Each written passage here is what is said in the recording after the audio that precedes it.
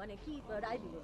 আজকে রায় তো হয়নি, আজকে বলতে পারেন আপনি একটা নির্দেশ হয়েছে, সেই নির্দেশে বলেছেন যে কারা কারা এই সাবমিশন রাখবেন এবং হেডগুলো ভেঙে দিয়েছেন। যেমন যারা রিট পিটিশনার অর্থাৎ আমরা, school service commission, West Bengal board of secondary education, CBI, যারা অ্যাফেক্টেড পার্টি তাদের এদের কাউন্সিলরা তারা পরবর্তী দিনে সাবমিশন করবেন। কিন্তু ইন দ্য মিন হোয়াইল 2 সপ্তাহ সময় দিয়েছেন। যে এসএলপিগুলো ফাইল হয়েছে তার এগেনস্টে যদি আমাদের কোনো বক্তব্য থাকে তাহলে আমরা এভিডেভিট আকারে সেগুলো জমা দেব এবং তারপরে তৃতীয় সপ্তাহের প্রথম টুইসডে ম্যাটারটি আসবে, অর্থাৎ আগামী 6 আগস্ট ম্যাটারটি পরবর্তী শুনানির জন্য আসবে। কিন্তু আমি মামলা যখন ধরে তখন প্রথমেই পয়েন্টেড আউট করি যে স্কুল সার্ভিস কমিশন তারা যে বলেছিল যে সেগ্রিগেশন করতে পারবে, এখনো পর্যন্ত আমাদের কাছে এরকম কোনো এভিডেভিট স্কুল সার্ভিস কমিশন দেয়নি। সেই সময় স্কুল সার্ভিস কমিশনের যিনি কাউন্সিল তিনি উপস্থিত ছিলেন না, পরবর্তীতে তিনি এসেছিলেন।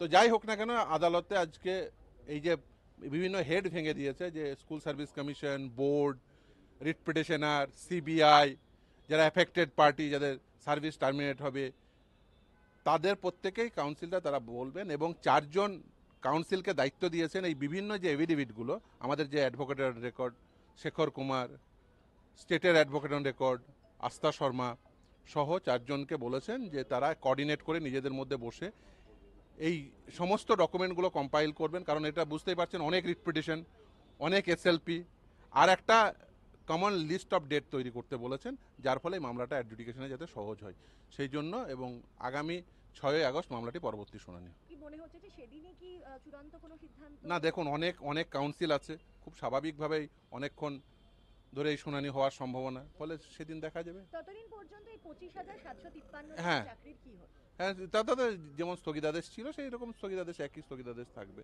সেটা তো আগে এর আগেই নির্দেশ ছিল, ফলে নতুন করে আজকে আর স্থগিতাদেশ এরকম কোনো বিষয় নেই। আজকে কিভাবে আগামী দিনে আর্গুমেন্ট হবে বলতে পারেন, তার আউটলাইন তৈরি হলো।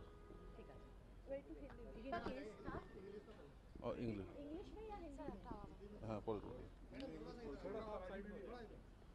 हमें तो हिंदी में। हाँ, मेरा हिंदी टूटा फूटा है।